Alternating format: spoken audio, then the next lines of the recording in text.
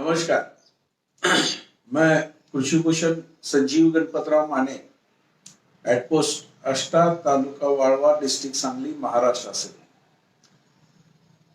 कल हमने देखा कि केमिकल फर्टिलाइजर्स कितने देने हैं, इसकी मात्रा कैसे निकालनी है, इसके बारे में चर्चा किया।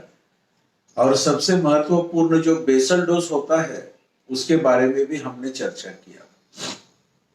आज पूरे एपिसोड में हम देखेंगे कि केमिकल फर्टिलाइजर्स मेरी खेती में 100 टन उत्पादन प्रति एकड़ लेने के लिए मैं कैसे कैसे यूज करता हूं, कितनी मात्रा में यूज करता हूं। कल हमने देखा कि जो केमिकल फर्टिलाइजर्स यूज करने होते हैं उसमें बेसल डोज बहुत बहुत ही महत्वपूर्ण काम करता है। उसमें मैंने ऐसे बोला था कि शुगर केन काट कर, गन्ने के जो सीड हम तैयार करते हैं वो काट कर सीड ट्रीटमेंट करके जमीन में जब हम लगाते हैं उससे पहले नाली में या फरों में जो केमिकल फर्टिलाइजर डाला जाता है और नाली की मिट्टी में मिक्स किया जाता है उसको बोलते हैं बेसल डोज। से नीचे रहना बहुत जरूरी है, वो देना बहुत बहुत जरूरी है। इसमें हमने ये देखा कि नाइट्रोजन की मात्रा बहुत कम लगती है, ज्यादा लगता है वो फास्फोरस लगता है, ज्यादा लगता है वो पोटैश लगता है। डीएपी के माध्यम से देना है तो 2 बैग डीएपी यानी 100 kilo DAP, 75 kilo 75 kilo potash ये देना जरूरी है और ये मिट्टी में मिक्स करके लेना है। उसके साथ में सल्फर देना है, 15 किलो सल्फर देना है पहले बेसल डोज में, जो ग्रेनुलेटेड फॉर्म में अभी आता है। ये सल्फर 15 किलो इसमें ही मिक्स करके लेना है। मैग्नीशियम सल्फेट हम बाद में भी दे सकते हैं और इस टाइम पे भी दे सकते हैं। 25 किलो मैग्नीशियम सल्फेट इसके साथ में मिक्स करके देना है। और कल जो बात हुई थी वो माइक्रो न्यूट्रिएंट की हुई थी। सबसे महत्वपूर्ण ये है, इसकी मात्रा बहुत कम लगती है लेकिन ये देना बहुत बहुत जरूरी होता है। 1 एकड़ के लिए 15 केजी 15 किलो माइक्रो न्यूट्रिएंट का मिक्सचर देना होता है, जिस मिक्सचर में फेरस होता है, जिंक होता है, कॉपर होता है, मैंगनीज होता है, उसमें बोरान होता है, कम मात्रा में मोलिब्डेनम होता है और वैसे ही क्लोरीन भी उसमें थोड़ा बहुत होता है। हर एक स्टेट के लिए एक ग्रेड फाइनल किया है गवर्नमेंट ने कि कौन से स्टेट में कौन सी माइक्रो न्यूट्रिएंट की मात्रा कम है, कौन सी ज्यादा है, उसके हिसाब से हर एक स्टेट का एक ग्रेड फाइनल किया है। उस ग्रेड के हिसाब से मार्केट में माइक्रो न्यूट्रिएंट की बैग मिलती है। 10 किलो की बैग करीबन होती है। 15 किलो 1 एकड़ के लिए ये बैग देना बहुत जरूरी है। एक्चुअली देखा जाए तो फास्फोरस और पोटैश के साथ ये मिक्स करके देना ठीक नहीं है ऐसे बोलते हैं, लेकिन इसको अगर हम चिलेशन किया, चिलेटेड फॉर्म में कन्वर्ट किया तो हम दे सकते हैं। इसके लिए बहुत आसान तरीका है। 100-200 किलो सेंद्रीय खाद लेना है, ऑर्गेनिक मैन्योर लेना है, या थोड़ा बहुत गोबर का खाद हो या कंपोस्ट का खाद हो या नीम की केक हो, कौन सा भी एक ऑर्गेनिक मैन्योर लेना है। उसमें ये माइक्रो न्यूट्रिएंट मिक्स करके रखने हैं। 2-3 दिन के लिए रखेंगे, 4 दिन के लिए रखेंगे तो हर एक माइक्रो न्यूट्रिएंट के ग्रैन्यूल पे जो होता है उसको ऊपर एक चिलेशन किया जाता है, ऑर्गेनिक मैटर का उसके ऊपर एक कोटिंग बनता है। ऐसे चिलेटेड हुए माइक्रो न्यूट्रिएंट हम इसमें मिक्स करके बेसल डोज में डाल सकते हैं। ये डालना है। और ये सब दिया हुआ खाद एक छोटा सा इंस्ट्रूमेंट यूज करके जो फरो रहती है, जो नाली रहती है, उसके अंदर नीचे जो मिट्टी है उसमें थोड़ा सा मिक्स करके लेना है। बस बेसल डोज देना बहुत बहुत जरूरी होता है। ऐसे बोला जाता है, बताया जाता है कि सीड जब हम जमीन में लगाते हैं तो पहले उसमें जो एक बैंड रहता है उसमें से रूट्स पहले जो निकलते हैं वो थोड़ा सा पानी भी लेते हैं, सेट रूट्स बोलते हैं, वहां रहते हैं। उसके बाद सब कंडीशन फेवर होने के बाद 6-7-8 दिन में वो स्प्राउटिंग होना शुरुआत होता है, उसमें से पहले मातृ शूट, मदर शूट बाहर निकलता है और ऊपर ऊपर आने लगता है। जैसे मदर शूट बाहर निकलता है वैसे ही नीचे से उसमें से व्हाइट रूट्स बाहर आते हैं, जो हमने दिया हुआ वो जमीन में न्यूट्रिएंट्स है वो अपटेक करते हैं। न्यूट्रिएंट्स लेने वाले ये रूट्स होते हैं। ये सब रूट्स बाहर निकलकर सेटल होने के लिए करीबन 10-12 दिन लगते हैं। ऐसे होता है कि पहले स्प्राउटिंग हो जाए, फिर मदर शूट बाहर आएगा, फिर व्हाइट रूट्स निकलेंगे और जमीन में का खाद खाना, न्यूट्रिएंट खाना वो शुरुआत करेंगे। जब हम फास्फोरस देते हैं तो फास्फोरस पहले अनअवेलेबल फॉर्म में चला जाता है, बैक्टीरिया उसके ऊपर काम करते हैं, फिर वो अवेलेबल फॉर्म में आता है। वैसे तो हमने पहले ही एपिसोड में ये देखा था, जब फास्फोरस मिट्टी के साथ कांटेक्ट में आता है तो पहले वो अनअवेलेबल फॉर्म में चला जाता है, फिर बैक्टीरिया उसके ऊपर काम करते हैं, वो अवेलेबल फॉर्म में आता है। ये कन्वर्शन होने के लिए उसको भी 10-12 दिन का टाइम लगता है, 8-10 दिन का टाइम लगता है, डिपेंड अपॉन सॉइल। थोड़े से कम ज्यादा दिन में ये भी तैयार होता है। ये एक बार तैयार हो गया और रूट्स निकले, वो अगर उसमें गए तो उसको तुरंत रेडीमेड फूड खाने को मिलता है, अपटेक करने के लिए मिलता है। फूड अगर रेडीमेड हो तो जिसके लिए 10-12 दिन लगते हैं, वो पहले ही अगर हमने जमीन में डाल के रखा हो और उसका रेडीमेड होने के लिए 10-12 दिन लगे, रूट्स भी निकलकर खाने के लिए नीचे आए तो उसको भी 10-12 दिन लगते हैं।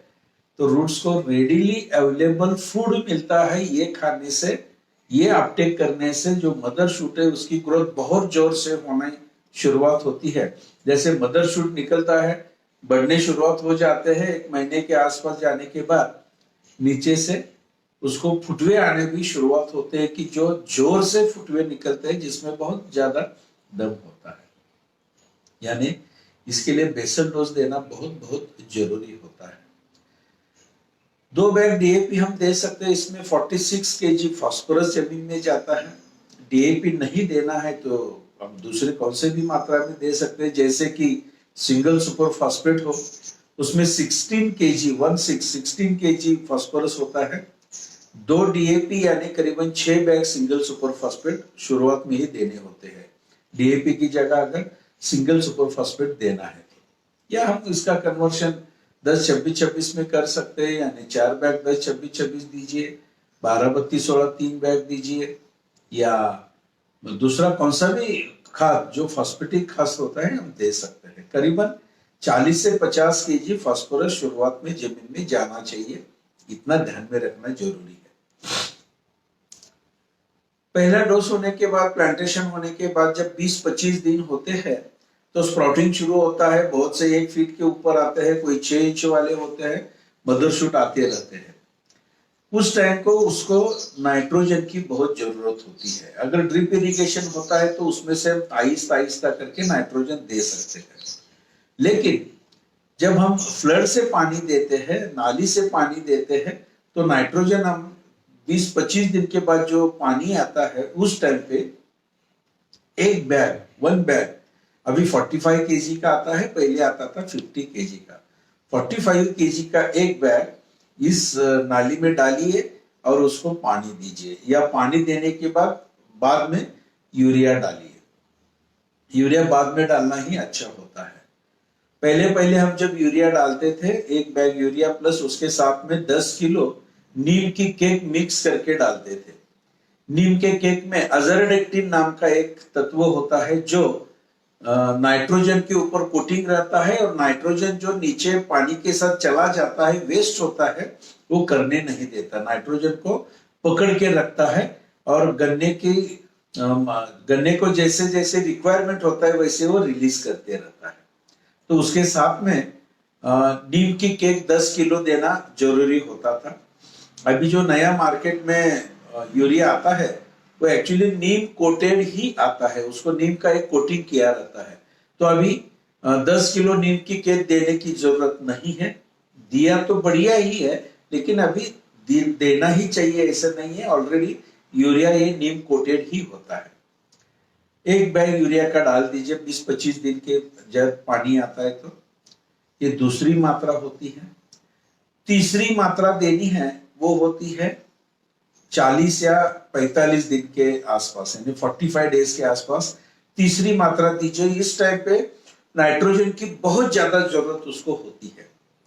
साइंटिस्ट लोग बोलते हैं करीबन 6 वीक के आसपास, 6 से 8 वीक के आसपास 40% नाइट्रोजन दीजिए। टोटल उसको लाइफ में जितना नाइट्रोजन देना है उसमें का 40% नाइट्रोजन 6 to 8 वीक में देना है।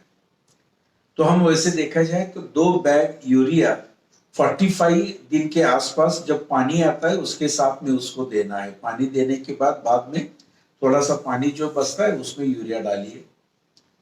2 बैग यूरिया देना है। ये भी यूरिया का नीम कोटेड होता है, तो यहाँ भी नीम की केक देने की जरूरत नहीं। पहले हम 20 किलो नीम की केक यहाँ मिक्स करते थे। चौथी मात्रा जो आती है वो आती है करीबन 65-70 डेज के आसपास। उस टाइम 2 महीने शुगर गन्ने को पूरे होते हैं। वो फूट वगैरह सब अच्छी तरीके से निकलना शुरुआत भी होता है, अच्छे फूट भी आती है। मदर शूट बहुत जोर से पड़ता है, नीचे बाजू साइड से उसके फुटवे बहुत ही अच्छी तरीके से आते हैं, टिलर्स आते हैं। मैंने जैसे बीच में बोला है कि अपने को टिलर्स कितने लेने हैं इसकी गिनती करना बहुत जरूरी है, उसके ऊपर ध्यान देना बहुत जरूरी होता है। 1 एकड़ में 60,000 टोटल फुटवे लेने हैं, टिलर्स लेने हैं। उसमें से 20,000 फुटवे अलग अलग कारण से मरेंगे और 40,000 एक जैसे जीवित रहेंगे आखिर तक, जिसको हम दिया हुआ खाना उसको ही खाने को मिलेगा, उत्पादन बढ़ता है। ये तो आपने सब जाना है। तो 60,000 फुटवे जैसे आते हैं ये देखना है, और उसी टाइम पे अगर फुटवे बहुत ज्यादा आए हैं और उससे ज्यादा न आए इसके लिए स्मॉल अर्थिंग अप करना बहुत जरूरी है। स्मॉल अर्थिंग अप यानी 3 से 4 इंच वाली मिट्टी उसको देना बहुत जरूरी होता है। अगर फुट कम है तो मिट्टी मत चढ़ाइए। इस टाइम पे 65 to 70 डेज के आसपास जब पानी आता है तो उस टाइम पे एक खाद देना बहुत जरूरी होता है। चौथी मात्रा है, ये 4th डोज है, उसको बोलते हैं नाइट्रोजन, फास्फोरस और पोटेश, तीनों इकट्ठा इसमें देना होता है। इसमें 1 बैग यूरिया लेना है, 1 बैग डाई अमोनियम फॉस्फेट लेना है और 1 बैग पोटेश की लेनी है। ये तीनों इकट्ठा मिक्स करिए, डालना नहीं है, स्प्रेड नहीं करना है। हम यहाँ ऐसे करते हैं, जो क्रो बार होता है, हमारे संबल बोलते हैं आपके यहाँ, हमारे यहाँ उसको आयरन बार एक बड़ा रहता है, वो बार लेना है। उससे जो हम गन्ने जो स्प्राउटिंग होकर चल रहे हैं, साइड में जो उसका एक बंच बना रहता है, उसके एक साइड में 4 से 6 इंच दूरी पे वो क्रो बार से ऐसे मारकर एक 4 से 6 इंच वाला होल निकालते हैं जमीन में। इस होल में हम खाद डालते हैं और ढक देते हैं। एक होल से दूसरा होल जो निकलने होता है, 1 फीट या 1.25 फीट में दूसरा होल निकालते हैं, उसमें खाद डालते हैं, ढक देते हैं, आगे फिर 1.25 फीट में दूसरा होल निकालते हैं। ऐसे होल निकालते हैं और उसमें ये खाद डालते हैं। ऐसे करने की एक्चुअली जरूरत है क्या? हाँ, जरूरत है। देखिए, हम गन्ने का सीड जो लगाते हैं जमीन में 1 इंच या 2 इंच नीचे लगाते हैं, उससे रूट निकलते हैं और ऐसे फैलते फैलते नीचे चले जाते हैं। टोटल जितने गन्ने के रूट्स होते हैं, मैं शायद अगले इसमें आपको उसका फोटो दिखाता हूं, जो टोटल रूट्स होते हैं उस रूट में से करीबन 60% रूट गन्ने के जो सीड हमने लगाए उससे नीचे 6 इंच तक होते हैं। यानी जो न्यूट्रिएंट्स हमने दिया है वो न्यूट्रिएंट्स अपटेक करने वाले जो रूट्स होते हैं करीबन 6 इंच तक नीचे बहुत ज्यादा फैले रहते हैं। जो भी अपने को खाद देना है वो इसमें देना बहुत जरूरी होता है।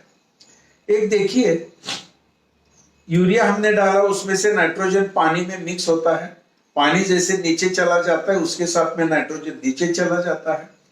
पानी बहुत ज्यादा हुआ, नीचे से बहुत ज्यादा नीचे और चला गया तो नाइट्रोजन भी और नीचे चला जाता है। वहां से पानी अगर लीच होकर बाहर जा रहा है तो नाइट्रोजन उसमें से लीच होकर बाहर भी जाता है। इसके लिए बोलते हैं जितना हम नाइट्रोजन देते हैं उसमें से करीबन 50% नाइट्रोजन वेस्ट होता है, क्योंकि हवा में भी बहुत से चला जाता है और नीचे पानी के साथ भी बह जाता है। फास्फोरस की बात ऐसी नहीं होती है। जो हम फास्फोरस डालते हैं पानी में मिक्स होता है, डीएपी का फास्फोरस करीबन 80 to 84% पानी में डिजोल्व होता है। वो पानी में मिक्स हुआ, पानी के साथ जैसे नीचे जाने लगता है, मिट्टी के साथ उसका कांटेक्ट आता है तो मिट्टी को ऐसे चिपक के बैठता है, वहां से नीचे जाता ही नहीं। सिर्फ पानी नाइट्रोजन को लेकर नीचे जाता है, फास्फोरस उधर ही मिट्टी को चिपक कर वही रहता है। करीबन 1 से 1.5 सेंटीमीटर या 2 सेंटीमीटर इतनी ही उसकी वर्टिकल मूवमेंट होती है। फास्फोरस इतना ही नीचे जाता है, उससे ज्यादा नीचे जाता नहीं। जमीन के ऊपर थोड़ा सा डिपेंड है, बहुत लाइट सॉइल हो तो 2-3 सेंटीमीटर तक नीचे जाएगा। मिट्टी के साथ जब वो मिक्स होता है तो उधर चिपक के बैठ जाता है। फास्फोरस कितना भी हमने दिया वो ऊपर ही रह रहा है, 1 इंच के अंदर ही रहता है, 2-3 सेंटीमीटर के इतने ही इसमें रहता है। रूट्स होते हैं अपने 4 से 6 इंच तक नीचे रूट्स है, तो फास्फोरस उसको खाने को कैसे मिलेगा? जब तक उसको खाने को ज्यादा मात्रा में नहीं मिलेगा तब तक वो बढ़ेगा नहीं। इसके लिए central sugar cane research centre Padegaon, district Satara, Maharashtra में रिसर्च हुआ और उधर ऐसे देखा गया कि 1 इंच में दिया हुआ फास्फोरस 2 इंच नीचे दिया हुआ, 3 इंच नीचे, ऐसे 1 फीट तक नीचे नीचे फास्फोरस देकर उसका टेस्टिंग किया करीबन 3 साल तक में। उसमें ये ज्यादातर फायदेमंद ऐसे दिखा कि 4 से 6 इंच में जो फास्फोरस हम नीचे देते हैं, साथ में नाइट्रोजन भी देते हैं, जो सबसे ज्यादा इफेक्ट उसका मिलता है। ये कैसे देना है इसका तरीका भी उन्होंने ढूंढ निकाला। वो क्रो बार लेना है, आयरन वाला एक बार लंबा सा लेना है, उसको उससे जमीन में 4 से 6 इंच का एक होल निकालना है, थोड़ा सा होल बड़ा करना है और इसमें यह फास्फोरस, पोटैश, नाइट्रोजन देना है। जैसे अंदर जाकर हम ढक देंगे, पानी देंगे तो फास्फोरस अंदर जाकर फैलता है। फास्फोरस की एक खासियत है, पहली एक खासियत है वो नीचे नहीं जाता, सॉइल में आकर चिपक के बैठता है, 2 ही सेंटीमीटर तक ही नीचे जाता है, वर्टिकल मूवमेंट नहीं होती। लेकिन उसकी हॉरिजॉन्टल मूवमेंट बहुत अच्छी होती है। हॉरिजॉन्टल यानी वो जहां पड़ा है वहां से 5 सेंटीमीटर से लेकर 12-13 सेंटीमीटर तक ऐसे फैलते रहता है। जब हम होल निकाल कर उसमें डालते हैं, पानी देने के बाद वो करीबन 10-12 सेंटीमीटर तक अपने राउंड में फैलता है। रूट्स वहां आते हैं और उसको अपटेक करते हैं। इसके लिए इस टाइम पे एक बार क्रो बार से फास्फोरस देना बहुत जरूरी है। जैसे मैंने बोला था कि पहले बेसल डोज में भी फास्फोरस अंदर नीचे होना चाहिए, उसका भी यही कारण है। फास्फोरस की वर्टिकल मूवमेंट बहुत कम होती है, नीचे बहुत कम जाता है, रूट जोन में उसको देना बहुत जरूरी होता है। तो ये मात्रा होती है, वो 1 bag urea, 1 bag DAP, 1 bag potash, ये मिक्स करिए और होल निकालकर 4 से 6 इंच नीचे देने की कोशिश करिए, रिजल्ट बहुत ही अच्छा आता है। डाई अमोनियम फॉस्फेट की जगह हम 24-24-0 भी यूज कर सकते हैं। 2 बैग 24-24-0 लीजिए, यूरिया 1 बैग की जगह आधा बैग कीजिए, पोटैश लेना ही है 1 बैग। अगर 10-26-26 देना है तो 2 बैग 10-26-26 लीजिए, यूरिया आधा बैग करिए, पोटैश देने की उसके साथ में जरूरत नहीं, क्योंकि 10-26-26 में पोटैश होता ही है। 12-32-16 देना है तो 75 kg दीजिए, यूरिया आधा बैग करिए, पोटैश आधा बैग दीजिए उसमें। यानी हम न्यूट्रिएंट के हिसाब से कन्वर्ट करके दे सकते हैं। इसके बाद आता है वो 5वां डोज आता है, जिसको हम अर्थिंग अप के टाइम पे देने वाला खाद बोलते हैं। ये भी एक बहुत ही इंपॉर्टेंट खाद होता है, जिसमें बहुत ज्यादा मात्रा में हम केमिकल फर्टिलाइजर यूज करते हैं। उसका रेशियो कैसे होना चाहिए, कौन से केमिकल फर्टिलाइजर कितनी मात्रा में लेना है और उसके साथ में और क्या क्या लेना है, कल के एपिसोड में हम देखेंगे। आज के लिए इतना ही। कल आगे जाकर अर्थिंग अप के टाइम का डोज देखना है और उसके बाद में क्या क्या करना है, कितने डोज देने होते हैं 100 टन के लिए, इसके बारे में कल हम चर्चा करेंगे। आज के लिए इतना ही काफी है। नमस्कार।